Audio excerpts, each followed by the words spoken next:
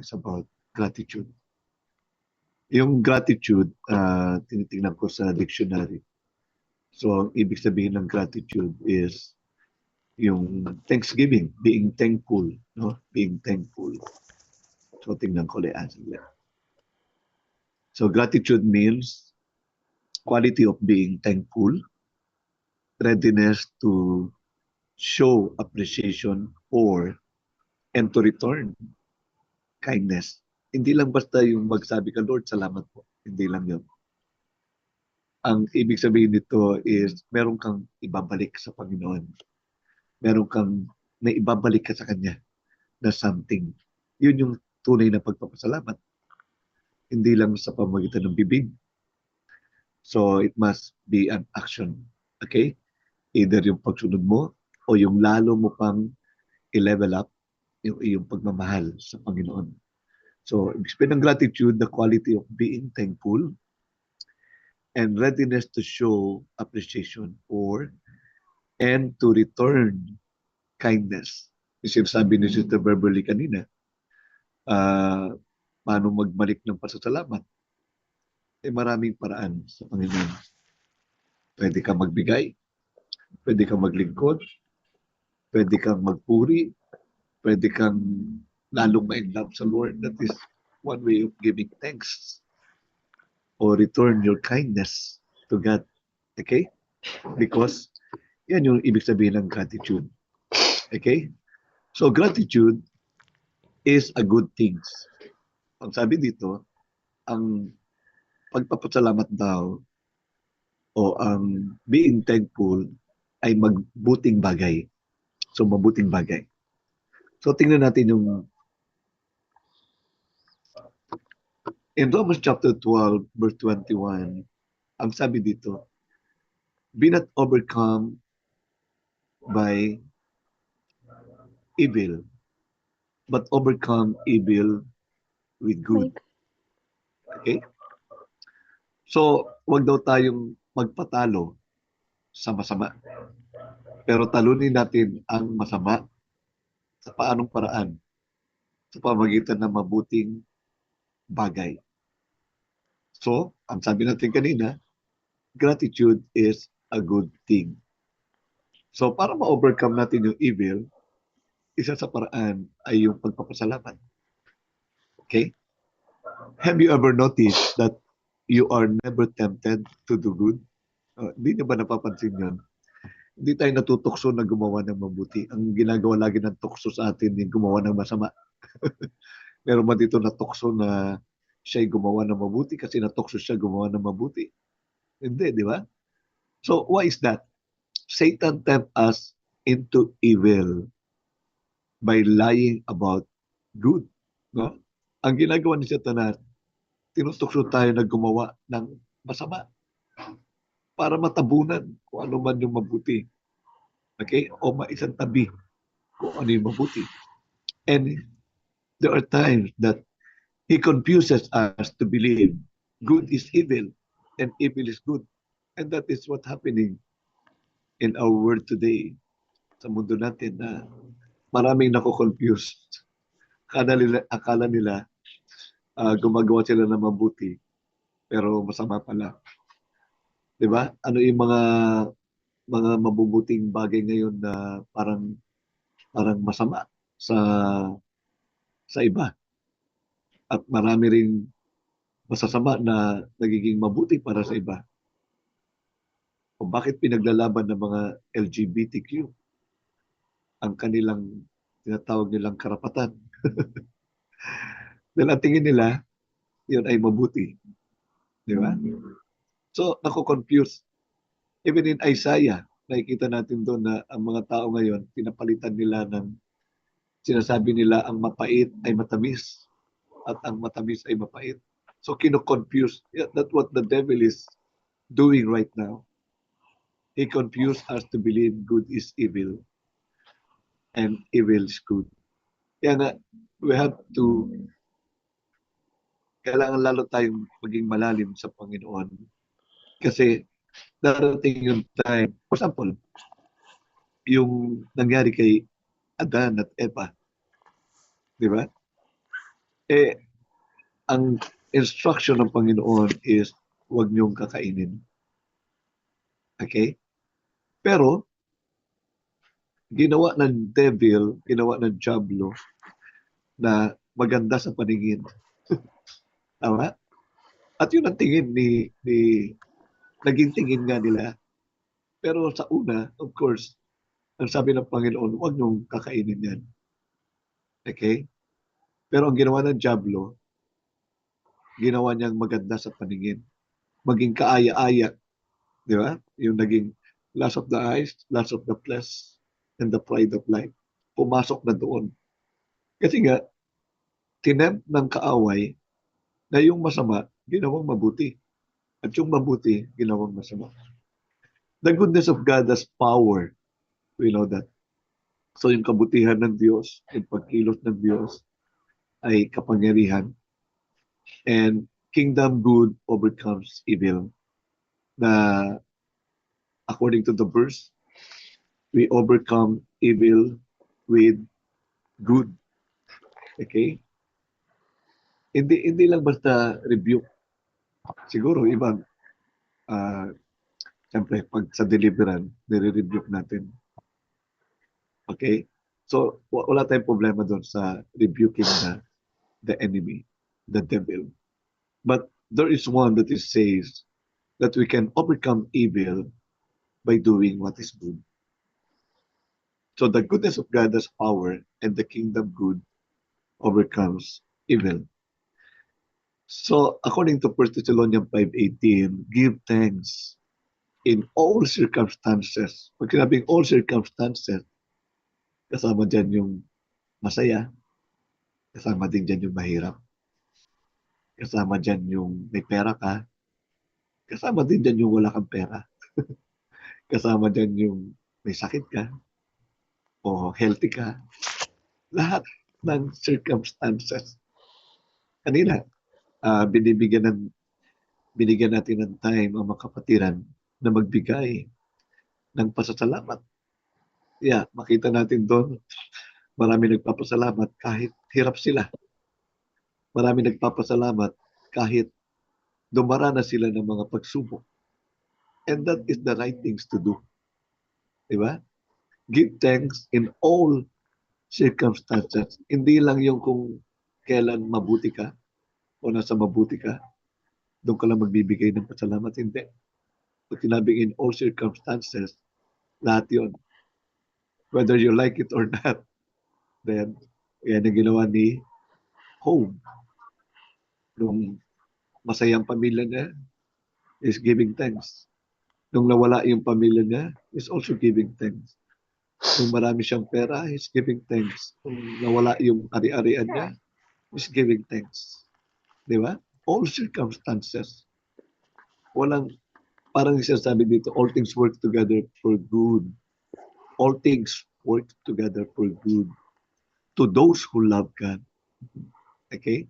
So it's the same principle when we give thanks in all circumstances. For this is God's will for you in Christ Jesus. So when we give thanks, that you're doing the will of God. You're doing the will of God. Di ba? Okay? So also in Psalms 92, verse 1 to 5, it says, it's a good thing to give thanks unto the Lord and to sing praises unto your name, O Most High, to speak of your loving kindness in the morning and your faithfulness every night. Upon an instrument of 10 string and upon the psaltery, upon the harp with a sweet sound. For you, Lord, have made me glad. Through your work, I will triumph in the works of your hands. O Lord, how great are your works, and your thoughts are very deep. Okay? So let's ponder that verses, no? About giving things. It says it's a good thing. Isang mabuting bagay na magbigay ng pasasalamat sa Panginoon. Kasi pag nagbibigay tayo ng pasasalamat sa Panginoon, ini-speak natin o pinapahayag natin yung kanyang kabutihan, yung kanyang pag-ibig sa atin. Sa umaga, alam niyo po ang mga Jewish people, uh, ano yan, yung Thanksgiving, lahat, kasi that is a part of blessing eh, yung Thanksgiving sa kanila. Kahit yung pagpupo nila sa tuwing umaga, doon sa bowl, no? They're giving thanks. May mga kino-quote sila na prayer of thanksgiving. Kasi imagine, makakapupo ka. Ay, imagine mo kung hindi ka makapupo. O, saan napupunta yung dumi? Hindi naiipon sa katawan mo. And that will magbibigay ng poison sa iyo. But if you have a regular bowel, nakapupo ka, no? You have something to be thankful. Tama? Ang daming dapat ipagpasalamat o even pag-ihi or whatever is it. In all circumstances, everything talaga. Napakaraming dapat ipagpasalamat sa Panginoon. Okay? So you are speaking of His loving kindness in the morning and your faithfulness in the evening. Okay? So ang ganda ng verses na yan. Because it is a good thing to give thanks unto the Lord. Okay, tingnan natin yung bawat talata. In verse 1 and 2, it say it is a good thing, it is a power over evil thing. Diba? Pag sinabing good things, that is your power over evil things. Kasi good things eh. We can overcome evil by good. Right? So, it is a power over evil things. Two, number one, to give thanks unto the Lord. Oh, that is your power. When you give things unto the Lord, it means you are overcoming evil. Okay? Number two, in verse 1 and 2, balikan natin verse. To speak your loving kindness. To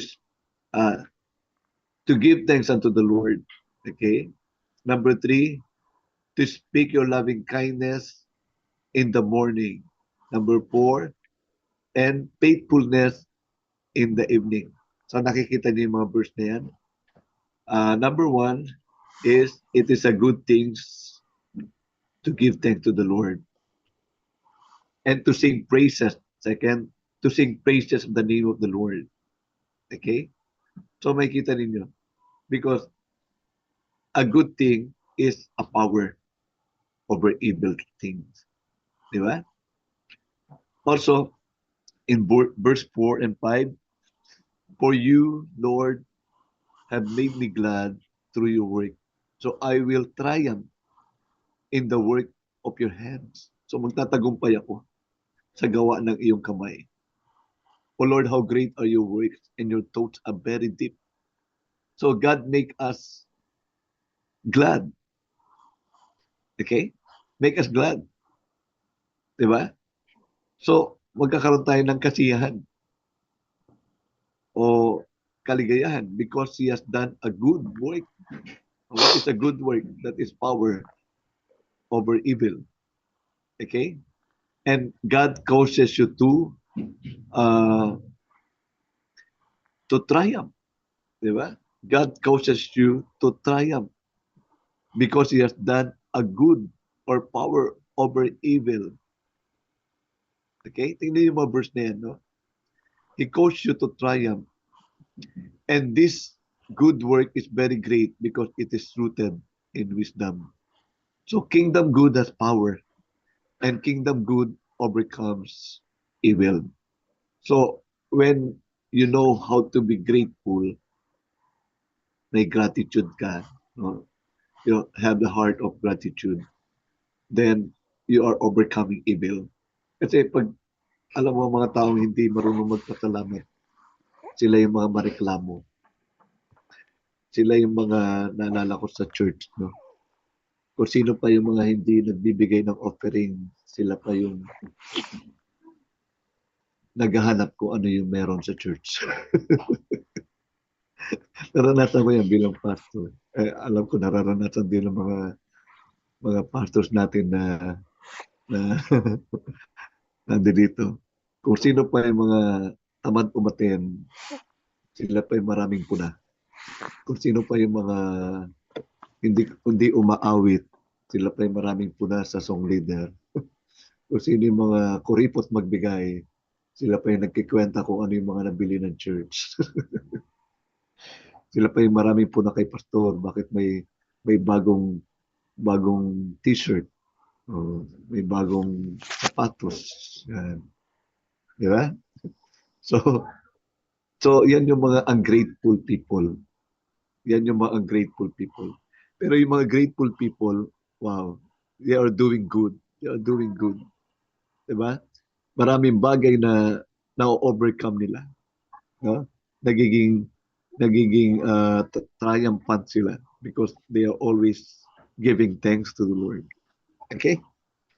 So, what power over evil? Good. Work has the Father done that is so good that it would make us happy.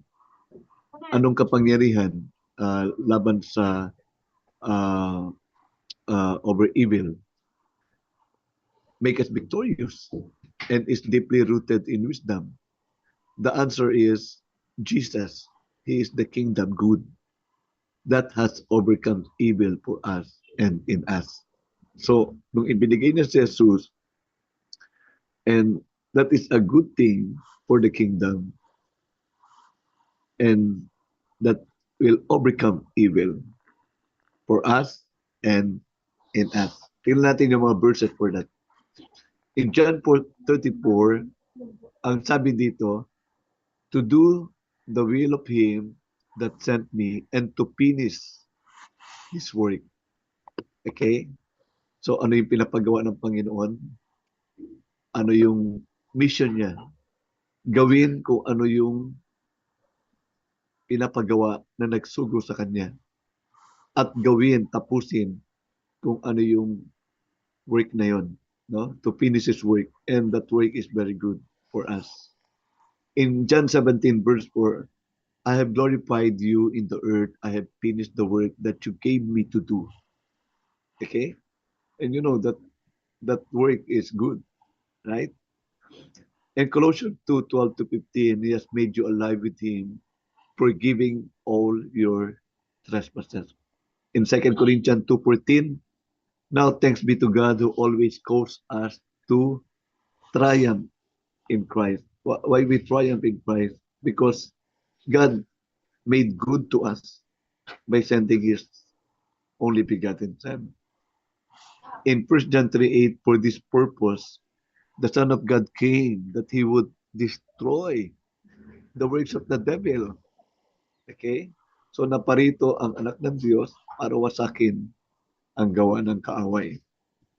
And kingdom good has power to overcome evil in us. Also redeem us from evil and also restore us to good. Diba doon nga tayo tinawag ng Panginoon from the kingdom of darkness to kingdom of light. Mula doon sa pagiging rebelde patungo doon sa pagiging anak ng Diyos. At anong purpose natin? Bakit tayo tinawag doon? Para gumawa ng mabuti. And hindi tayo gumagawa ng mabuti para maligtas. Gagawa tayo ng mabuti kasi naligtas tayo. At yun yung purpose ng Panginoon na ibalik tayo doon sa paggawa kung ano ang kalooban niya, kung ano yung mabuti para sa Kanya. Because we overcome evil by doing good. Okay? In Philippians 1:6, I am sure of this, that he who began a good work in you will bring it to completion. Tingnan nyo ha. He began a good work in you. And that good work will overcome evil. He began a good work in you, will bring it to the completion at the day of Jesus Christ. So, it is a good thing. Uli, yung Psalms chapter 95, it is a good thing to give thanks unto the Lord and to sing praises unto your name, O Most High, to speak of your loving kindness in the morning and your faithfulness every night, upon an instrument of 10 string, and upon the psaltery, upon the harp with a sweet sound. For you, Lord, have made me glad through your work. I will triumph in the works of your hands. O Lord, how great are your works, and your thoughts are very deep. Okay? So gratitude is the natural fruit that comes from what good has done to what evil has done in your life. So yung gratitude, so yun ang gawin natin. Marami pa namang buwan ang darating sa atin.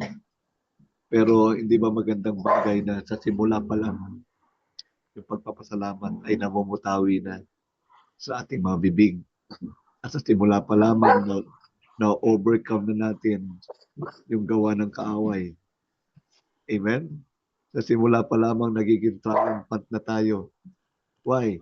Because we have that gratitude in our hearts. Amen? Dapat maging natural fruit ito sa ginawa ng Diyos sa atin. Hindi tayo ang may gawa. I mean, sinimulan ng Diyos yung mabuting bagay na to sa atin. So gawin natin, ipagpatuloy natin at lagi nating ipamuhay kung ano yung gratitude, yung pagbibigay, pagbabalik sa Diyos ng kanyang kabaitan. Amen? I think wala na. Sige. Let us pray. Salamat, Panginoon, sa iyong kabutihan. Isang mabuting bagay kung kami magpapasalamat, Ama. At alam namin na merong itong kapangyarihan na talunin ang gawa ng kaaway. Because our hearts been so grateful for what you have done. Ikaw nagsimula nito, Panginoon, sa amin. At alam namin ng Panginoon na habang kami nabubuhay, ay iingatan mo kami at lagi mamumutawi ang pagpapasalamat sa aming mga labi at sa aming mga puso. Purihin ka, Panginoon. Sambahin ka. Sa pangalan ng Panginoon Yesus, aming dalangin. Amen. Amen. Thank you. Amen. Praise God. Amen.